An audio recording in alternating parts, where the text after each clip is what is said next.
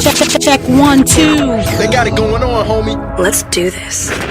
Nizere ko ibihe byanyu bimeze neza cyane rero nizere ko Uwiteka Imana akomeje kubaramburaho ibiganza. Nari maze iminsi ntameze neza, maze iminsi ndwaye, ngira ngo ku bantu bazi kwitegereza bahise babibona ariko murabyumva n'umbungu bijwi ryanjye ntago riragira imbaraga, riracyarimo ari bahita ngo amakara zama riracyari n'ikibazo, so mwihangane cyane ariko bidatuma tutaganiraho rigarukiye, ntago byatuma nabaganiriza. Nizeye ko mumeze neza cyane rero, nizere ko Uwiteka Imana agumije kubaramburaho ibiganza. Abakunzi ba Ali Sudi On Air, nizera ko ibiganiro bya Badroma bitandukanye byagumije kutufasha ndetse no kugumya kuntegereza igende bugarukire, cyangwa se igenze amera neza nkongera no gukora n'ibiganiro birimo energy, birimo imbaraga.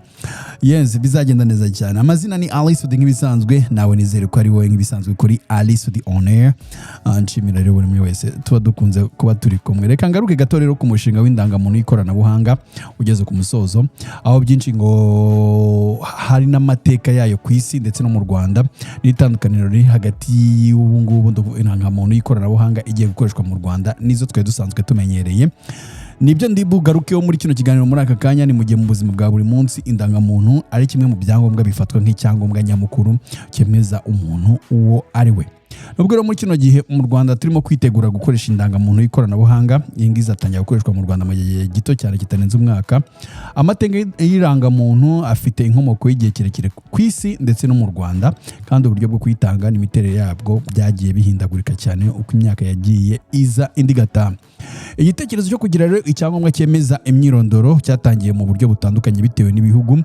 Mu bihugu byinshi umuco wo kwandika nk'imyirondoro y'abantu watangiye mu kinyejana cya 19, ariko indangamuntu mu buryo bukoreshwa uyu munsi turavuga buno buryo bw'ikarita bwo bwatangiye kumenyekana cyane mu ntambara ya kabiri y'isi yose. Mbarayizi hagati y'igihumbi 1939 n'igihumbi 1945, aho isi yose yarwanaga n'umugabo witwa Hitler. Bari bafite ama alliances cyangwa se bafite ibihugu byabo bagenda bishyigikiranye, ngira ngo Ubudage bwari buri kumwe n'Ubutaliyani ndetse n'icyo gihugu hari ikindi maze gusaza nzi ko byari ibihugu bitatu: Ubutaliyani, Ubudage, kinini cyihariye cyatsinda simbyibuka, ariko Ubwongereza, Abafaransa, Abarusiya, Abanyamerika n'Ubuyapani ndumva bwari ku gice cya Hitler.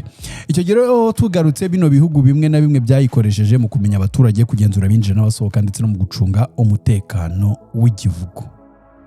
Reka twinjire nko mu gihugu cy'Ubudage, mu Budage bwa Hitler ndetse no mu gihugu cy'Ubufaransa. Ino ndangamuntu yakoreshejwe mu kurondora abaturage no kubashyira mu byiciro. Nyuma y'iriya ntambara rero ibihugu byinshi byabonye akamaro kabyo, hanyuma bifata uburyo buhoraho bwo kumenya imyirondoro y'abaturage, bituma haba gahunda yo gushyiraho indangamuntu yemewe n'amategeko.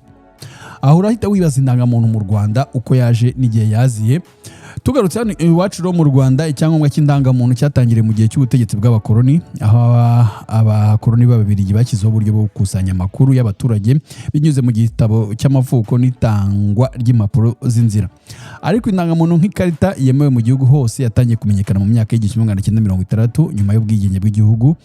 Hanyuma indangamuntu icyo gihe yari ikozwe mu mpapuro cyangwa se ikibaho gito gikoze mu mpapuro zikomeye, yabaga iriho ibintu bitandukanye nk'ifoto y'umuntu, amazina yombi, ahavuka, umwuga akora, umurenge n'akarere akomokamo, umukono w'umuyobozi ubitanga.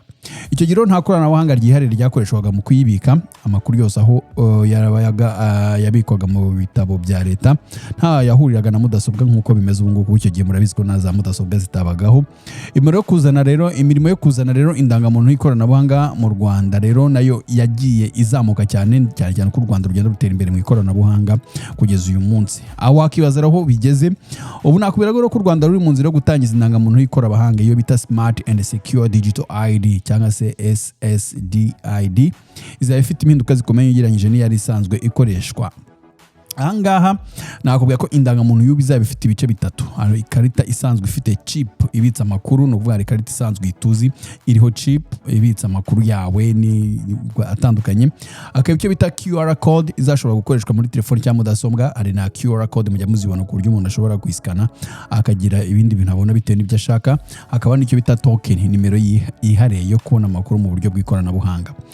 Amakuru azaba abitswe kuri ino ndangamuntu rero arumva atandukanye n'ayo ku gipapuro cyangwa se kuri ino twe dufite isanzwe.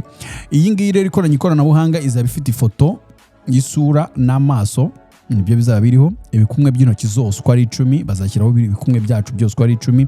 Ishusho y'imboni, iramboni y'imbere mu jisho, amazina, aho wavukiye n'ababyeyi bawe, hanyuma bafashyiraho nimero za telefone, amakuru yihariye ku bafite ubumuga azajya bariho. Rino ikoranabuhanga rero rizakoresha uburyo bwo guha nyirayo uburenganzira bwo kugena amakuru asangizwa serivisi zitandukanye, ku buryo umuyobozi wa banki cyangwa wa hoteli adashobora kubona amakuru atemerewe. Ni irihe rero itandukaniro ry'indangamuntu dukoresha ubu n'igiye kuza ikoranabuhanga? Ibyo nibyo ngiye kugusobanurira cyane. Icyo bivuze rero ni uko indangamuntu ya none ndetse n'indangamuntu y'ikoranabuhanga SSDID ziratandukanye cyane. Nuko indangamuntu isanzwe hari amakuru itabasha kubika, arimo amakuru abikwa mu bitabo byo bita chip cyangwa se za QR code cyangwa se n'iyi ya token. Amakuru abitswe mu buryo bwa digital cyangwa se bw'ikoranabuhanga, iriya ya mbere ntabwo yashoboraga kuba yayibika. Ikindi amakuru abikwa no kuvuga nk'amazina yawe, ifoto, aho uvuka, umwuga, amazina, ndetse like ifoto y'isura n'amaso, ibikumwe 10, imboni, email, telefone n'ibindi bitandukanye bashobora gushyiramo byose bashaka. Ntabwo ya mbere yashobora kuba yabibika, ariko ingiza gishobora kuba bibika.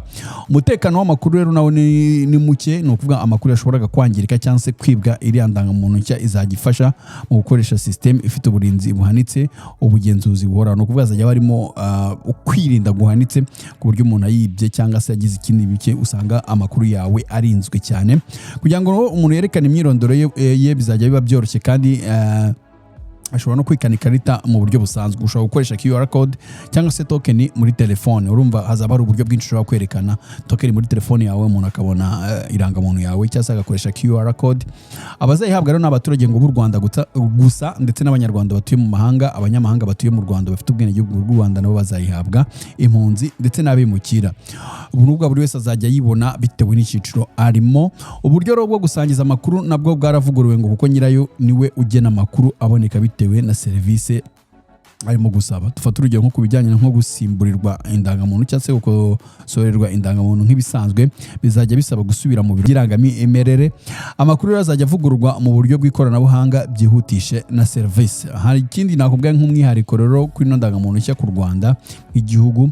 Ahangana kuvuga ko indangamuntu nshya yitezweho kugabanya umwanya n'ikiguzi byasabaga mu kubona serivisi, kuneza umutekano w'amakuru y'abaturage no guteza imbere ubucuruzi n'ikoranabuhanga mu gihugu. Abanyarwanda rero baba mu gihugu no hanze yacyo bazahabwa ino ndangamuntu, ndetse ikazaba igikoresho cy'ingenzi mu migendekere myiza y'ubuzima bwa buri munsi. Mu yandi magambo, navuga ko indangamuntu yagiye ihinduka ku isi no mu Rwanda bitewe n'impamvu z'umutekano, iterambere ry'ikoranabuhanga n'inyungu mu micungire y'amakuru y'abaturage. Ubu u Rwanda rero ruri kwinjira mu cyiciro gishya cy'amateka y'iyi karita, aho imyirondoro y'umuturage izaba igenzurwa n'ikoranabuhanga, umutekano wayo ukaba ku rwego rwo hejuru. Ngayo nguko rero ni muri za nkuru rero zindi ziba zirimo kuvugwa hirya no hino. Ubwo rero mujye gushaka irangamuntu y'ikoranabuhanga mu gihe izaba yamaze kugera hanze. Yes, unyite Ali Sudi. Turi muri Ali Sudi on air. Bye bye. Ciao. Check 1 2. They got it going on, homie. Let's do this.